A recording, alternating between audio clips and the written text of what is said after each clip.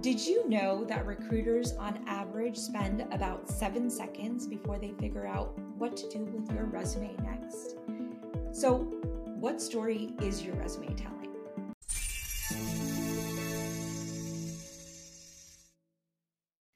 Hi, I'm Balori Sengupta, your transformational coach and guide to living your best life. So, a couple of weeks ago, I did a webinar about revamping your resume. And what I was shocked to see in the group was how many people have actually never thought about what story their resume is telling. Now, this is actually very important because recruiters on average spend about 7 seconds deciding what they're going to do with your resume next. Do they hold it back or do they pass it forward to the hiring manager and the hiring team?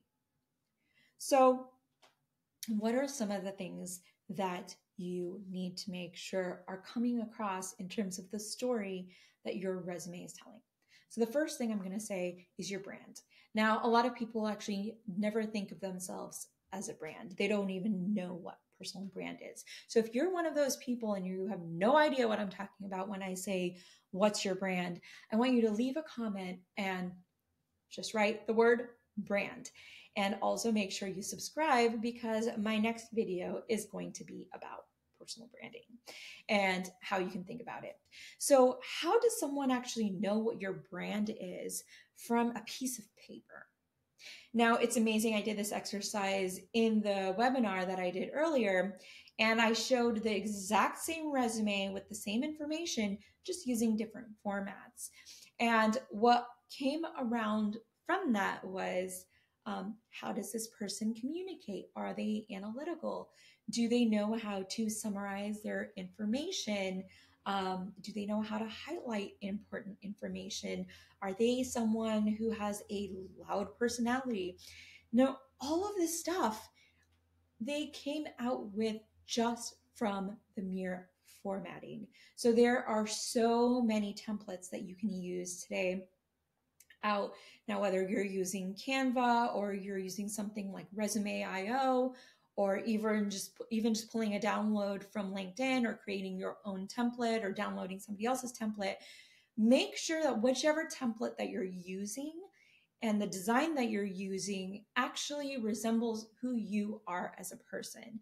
And the best way you can do this is, especially if you're using something like Resume.io, it's really easy to just pick different types of formats. So take the format, just send it out to a couple of people that you know and see what they say about it. See if they get your vibe from your resume. And that's a good way to tell if you're first on track. Okay. Now, the second thing I want to point out is, what are you highlighting, right? So a lot of people think that the same information needs to appear in the same spot in your resume, regardless of who you are, how long you've been working, what type of job you do. That is not correct. So you want to make sure you know exactly where in your career you are and where in your career, or where you want to head in your career.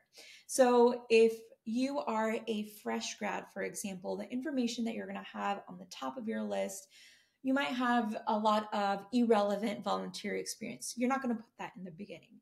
If you have something like more relevant projects that you did, for example, in your classes, that's something that you want to highlight on the top. Your classes that you've taken, any relevant volunteer experience. That's what you want to put in the top. But now, if you are someone who has 20 years of experience, you're not going to put classes in the front. People probably don't even care what you probably don't even remember honestly what you took 20 years ago. So what you want to put on the top is really highlight your achievements, your accomplishments, what you're bringing to the table, why people would want to hire you. You're going to elevate that. You're going to put that in the top. If you have something that's not very common, like you've had a patent, for example, that's something you want to bring to the top of your resume. Now, this is something that I will warn you, if you are using a template or a AI resume builder, you don't really have much flexibility in terms of the order of the information. So at that point, your best bet is to get an idea of the look and feel, and then go recreate that using your tool of choice. Canva is great. Google Docs, Microsoft Word. Again, if you know how to use it, great. If you don't, reach out to someone who does. You can always reach out to me and I can help you figure that out. Okay. So yes, again, is it easy to quickly find the important information about who you are and what you can do for the company? All right. So the next thing I will also call out here is if you are someone who has had multiple roles within a company. Now, there's different ways that I've tested this out personally for me, and I finally found kind of that sweet spot. I've seen people who have listed out those jobs separately. The trick with that is it seems like you are too jumpy.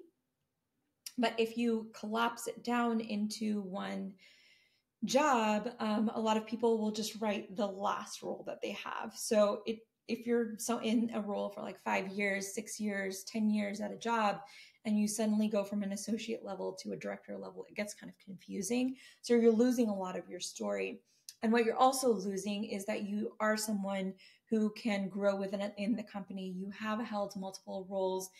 You have accomplished multiple things.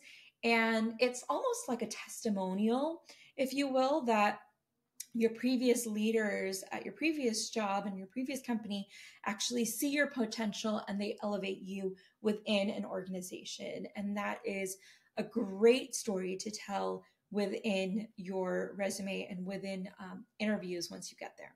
Okay. So the last thing I will call out is, how are you addressing issues? Now, issues are things that we put in our head and we think it's an issue, but it's really important to reframe that story, really rethink about, why is that issue actually an asset, right? So the first thing that I will mention, this is something that's actually very common for a lot of people now with COVID and all these layoffs, is career gaps.